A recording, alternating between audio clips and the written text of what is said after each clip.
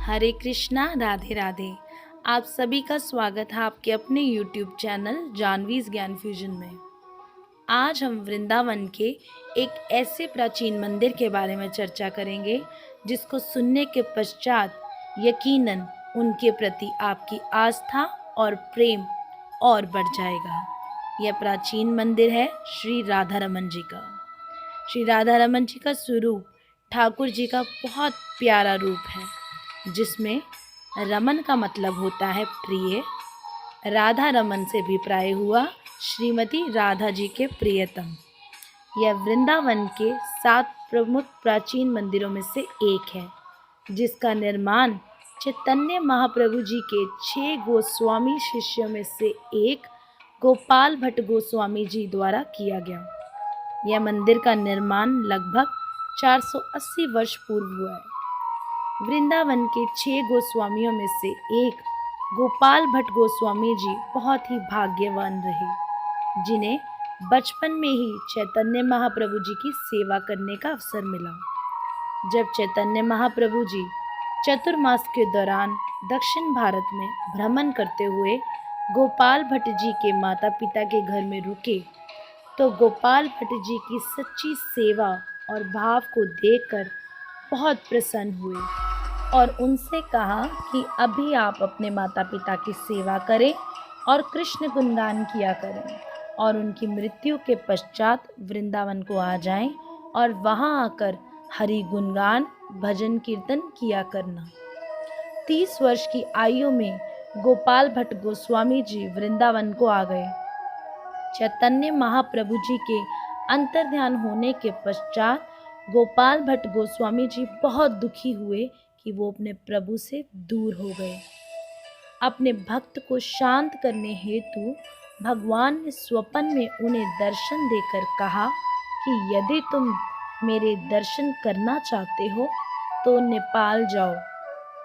नेपाल पहुंचने पर गोपाल भट्ट गोस्वामी जी ने प्रसिद्ध गंडकी नदी में स्नान करने चाहा। जैसे ही उन्होंने डुबकी लगाई तो उनके कमंडल में 12 शालिग्राम आ गए, जिन्हें देखकर वो बहुत हैरान हुए। उन्होंने उन सबको नदी में वापस डाल दिया। जब दोबारा कमंडल में जल भरा तो फिर से 12 शिलाएं उनके कमंडल में आ गई। ऐसा 3 बार हुआ, परंतु तीसरी बार उन्हें यह आवाज भी आई कि इन्हें अपने साथ वृंदावन ले चलो। तब गोस्वामी जी ने उन्हें अपने साथ वृंदावन लाने का निश्चय किया और नित्य प्रति बड़े प्रेम से इन 12 शालिग्राम की सेवा करने लगे। वे कहीं भी जाते इन्हें अपने साथ ले जाते। एक बार एक धनवान सेठ वृंदावन में आए और सभी गोस्वामियों को उनके विग्रहों के लिए सुंदर आभूषण और वस्त्र भेंट किए। वैसे ही गोपाल भट्ट जी को भी आभूषण और वस्त्र भेंट किए उनकी शालिग्राम शिलाओं के लिए।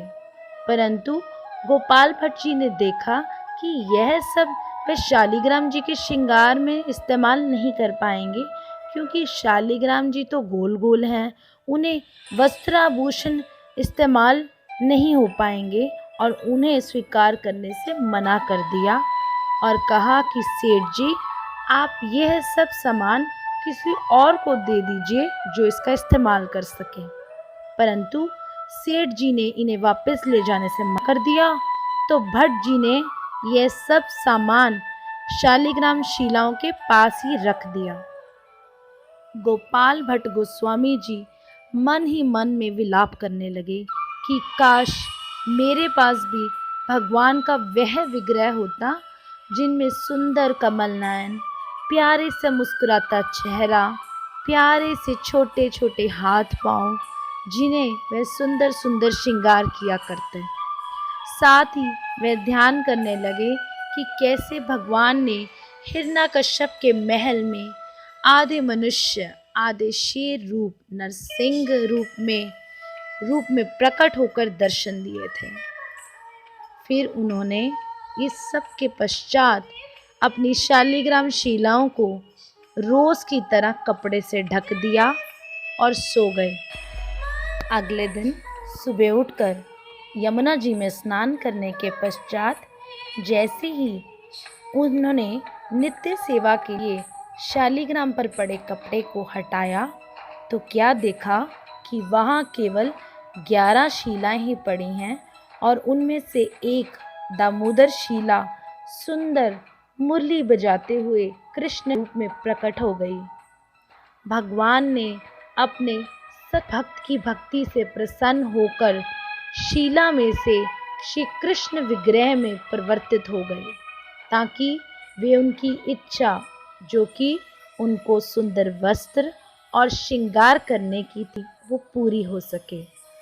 इस बात का प्रमाण हमें यहाँ भी देखने को मिलता है कि जब हम श्री राधा रमन लाल जी की पीठ के दर्शन करते हैं तो वहाँ शालिग्राम शिला नजर आती है। इसे देखकर गोपाल भट्ट गोस्वामी जी की खुशी का ठिकाना न रहा। उन्होंने दंडवत प्रणाम किया और इस घटना के बारे में सबको बताया और उनका अभिषेक किया, भोग लगाकर भजन किया। गोपाल भट्ट गोस्वामी जी ने उसी दिन से का नाम श्री राधा रमन देव जी रख दिया। वह खास दिन था नरसिम्हा जयंती के अगले दिन 1542 ईस्वी की विशाख मास की पूर्णिमा का, जब भगवान प्रकट हुए। उस दिन से लेके आज तक यह दिन श्री राधा रमन देव जी के प्राकट्य उत्सव के रूप में बड़ी ही धूमधाम के साथ मनाया जाता है। श्री राधा रमन मंदिर के अंदर श्री कृष्णा और श्रीमती राधा रानी का संयुक्त विग्रह है। श्री राधा रमन जी के साथ राधा जी का विग्रह नहीं है, परंतु उनके वाम भाग में सिंहासन पर गोमती चक्र की पूजा होती है। श्री भक्ति विलास में गोमती चक्र के साथ ही शालिग्राम शिला की पूजा की विधि बताई गई है। श्री राधा रमन विग्रह का श्री मुखारविंद गोविंद जी के समान, श्री गोपीनाथ जी के समान तथा चरण कमल मदन मोहन जी के समान है। इसलिए इनके दर्शन करने से ही तीनों विग्रहों के दर्शन का फल प्राप्त होता है। राधा रमन जी के श्री विग्रह के 12 या 12 अंगुल नाखून और दांत भी होने के कारण बड़ा ही मनोहर दर्शन है। वृंदावन के श्री राधा रमन मंदिर में प्रसाद बनाने के लिए लगभग 480 वर्षों से जल रही है भट्टी। वृंदावन में ये एक ऐसा मंदिर है जहाँ जब से राधा रमन जी का स्थापना हुई है तब से लेकर आज तक मंदिर में आरती के दीपक से लेकर राजभोग या रसोई के प्रसाद बनाने तक के लिए इसी अग्नि का इस्तेमाल होता है। यानी आज तक माचिस का प्रयोग नहीं हुआ। सेवायत गोस्वामी जी ने बताया है कि 10 फुट की यह भट्टी दिन भर जलती रहती है। रात में कार्य पूरा होने पर भी इसमें लकड़ियां डालकर ऊपर से राख उड़ा दी जाती है जिससे अग्नि शांत ना हो। अगले दिन पुण्य उसमें उपले व लकड़ी डालकर अन्य भट्टियां भी जलाई जाती हैं। सेवादारों ने बताया है कि रसोई में बाहरी व्यक्ति का प्रवेश पूर्ण रूप से वर्जित है। सेवा करने वालों के शरीर पर सिर्फ धोती के अलावा कोई अन्य वस्त्र नहीं होना चाहिए। रसोई में एक बार जाने के बाद पूरा प्रसाद बनाने के बाद ही बाहर आ सकते हैं। यदि किसी कारणवश सेवादार को बाहर जाना पड़े तो पुण्य स्नान के बाद ही मंदिर की रसोई में प्रवेश कर सकता है।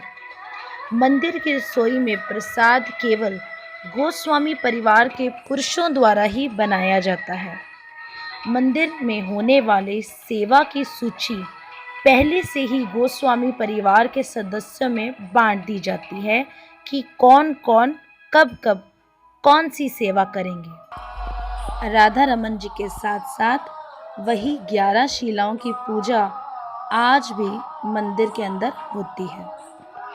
17वीं सदी में जब मुगलों के शासन के समय हमले हुए थे तो यह मंदिर हमलों से बच गया।